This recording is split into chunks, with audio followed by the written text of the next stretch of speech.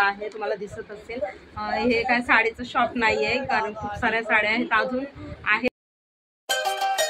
हे हॅलो नमस्कार, मी राजेश्री तुमचं स्वागत करते माझ्या चॅनलवर। आज काल खरंच व्लॉग आला नाही, मी ट्राय केला पण माझी मेमरी फुल झाल्यामुळे। तर आज काय आहे, आज काहीच नाही, तर मी असंच सजावट केली होती। हे नकली मी ब्लड म्हणजे ना बनवलं होतं, तर मुलाने काय केलं नाही, बघितलं नाही। त्यानंतर रोचिष्णूने आधी पुसली, त्याला माहितीच नाही मी व्हिडिओ केलाय म्हणून। आणि त्यानंतर आम्ही सर्व आवरून दुपारी गेलो होतो गार्डनमध्ये। पाऊस नव्हता म्हणून मुलांना घेऊन गेलो खूप दिवसानंतर। पाऊस काय उघडायचं नावच घेत नव्हता, तर अशा प्रकारे आम्ही गार्डनमध्ये मुलांना खेळण्यासाठी आलो। आणि दुपारी मी बनवली होती कोबीची भाजी, चपाती।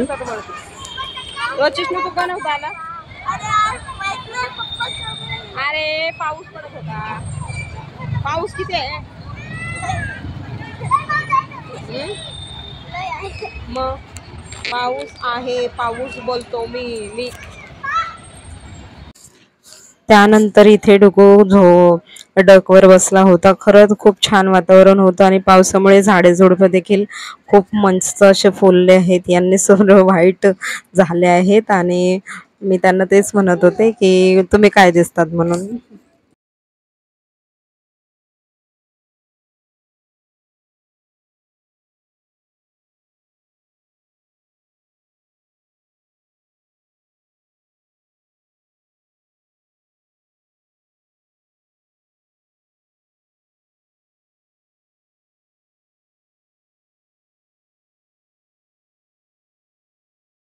कबूतर पारवा बनलात का कबूतर बनला तुम्ही?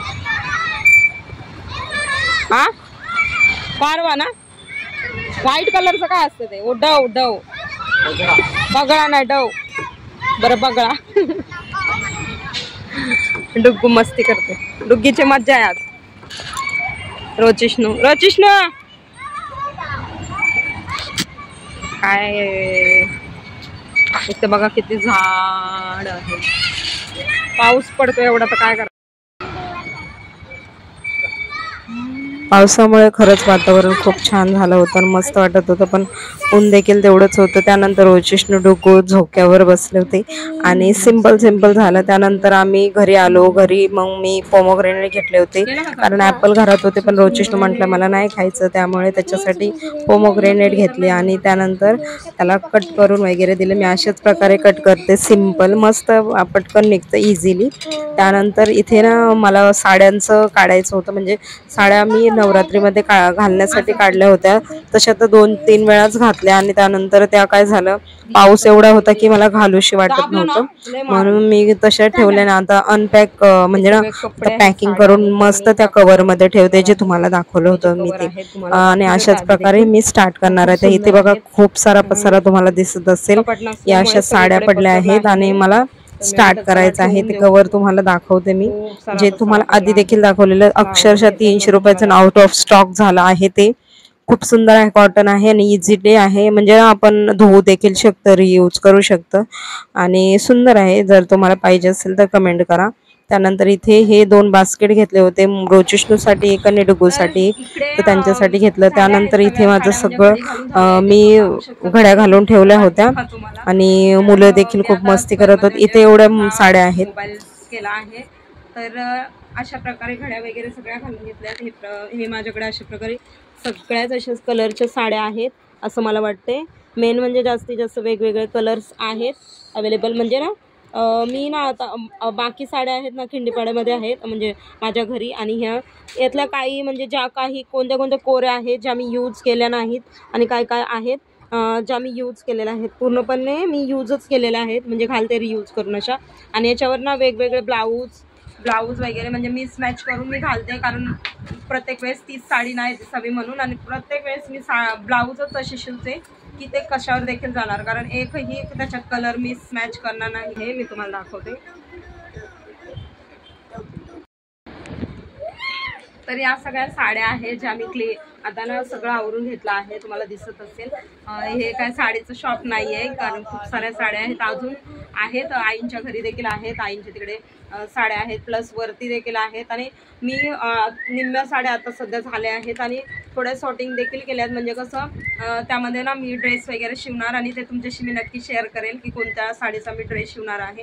आणि हे ब्लाऊज देखील शिवलेले ब्लाऊज आहेत हे, आणि हे आहेत रेडीमेड. हे सगळे रेडीमेड आहे याच्यामध्ये. आणि हे हा ब्लाऊज आहे माझा हळदीचा. मला लाडत येतो माझला पाय डोक्यावर ठेवायला तुला माहिती. आता या साड्या सगळ्या मी दाखवते तुम्हाला एक एक करून, कारण माझ्याकडे म्हणजे रेडीमेड ब्लाऊज आणि जे शिवलेले ब्लाऊज ते देखील तुम्हाला दाखवते. साड्या आहेत मी ना आता अरेंज म्हणजे घड्या वगैरे घालून ठेवल्या आहेत नॉर्मली. आणि या सगळ्या कलरच्या साड्या आहेत माझ्याकडे. इकडे करा.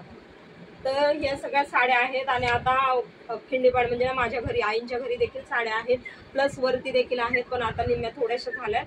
तर ह्या सगळ्या ठेवून द्यायच्या आहेत. या कवरमध्ये तुम्हाला मी दाखवलं होतं. एक मिनिट. हे अशा प्रकारे कवरमध्ये मी टाकणार आहे आता सध्या. त्यानंतर मी तुम्हाला आता हा ब्लाऊज आहे माझा हळदीचा ब्लाऊज आहे लग्नातला. आणि खूप सुंदर ब्लाऊज आहे. याच्यावरची साडी खूप साधी सिंपल आहे.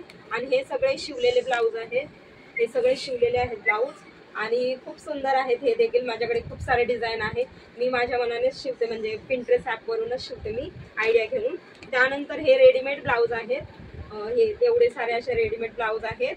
याच्यामध्ये हा देखील रेडीमेडच आहे, हा देखील रेडीमेडच आहे. आणि हा मी पेअर केला नाही एकदा पण. आणि नंतर हा देखील रेडीमेडच आहे. असे रेडीमेड ब्लाऊज आहेत माझ्याकडे खूप सारे. आणि मी मिसमॅच करते. हे देखील म्हणजे शिवलेले आहेत हे. आणि हे या साड्या आता मी ठेवून देते. वेगवेगळ्या टाईपचे कलर्स आहेत माझ्याकडे. आता याच्यातून नोट करून ठेवते मी की माझ्याकडे कोणता कलर नाही, त्यानुसार मी दिवाळीमध्ये साडी घेणार आहे. तर चला आता तुम्हाला पटपट पॅक करून डायरेक्टली दाखवते, नाही तर तुम्ही बोर होणार. त्यानंतर हे साड्या ठेवल्या आहेत. आधी मी घेतले आधीचे म्हणजे 6 साडीचे कवर आहेत ना, ते वरती आहेत पण मला काढताच येत नाहीत. आणि हे डुक्कोचं आणि रोचेशनोचं आहे ते बास्केट. ज्या साड्या सांगितल्या तुम्हाला, घरामध्ये पाणी आलं होतं म्हणजे सगळं ओलं झालं होतं, त्या साड्या मी वाळत घातल्या आहे. चला पटपट आवरून घेते आणि भेटते तुम्हाला. तर हे सगळं क्लीन झालं आहे आता. पाहिलं असेल तुम्ही. आणि सगळं आवरून घेतलं.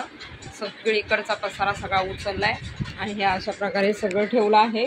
तुम्हाला नंतर मी व्हिडिओ दाखवते की माझे ब्लाऊजचे. आणि या 2 साड्या जे पाणी आलं होतं ना घरामध्ये अचानकमध्ये, म्हणजे वरची टाकी फुटली होती, तर ते पाणी पूर्ण घरामध्ये आलं. तर पूर्ण साड्या वगैरे माझ्या ओल्या झाल्या होत्या, त्यात सुकवल्या होत्या. त्यातल्या 2 साड्या राहिल्या म्हणून त्या आता सुकवल्या आहेत.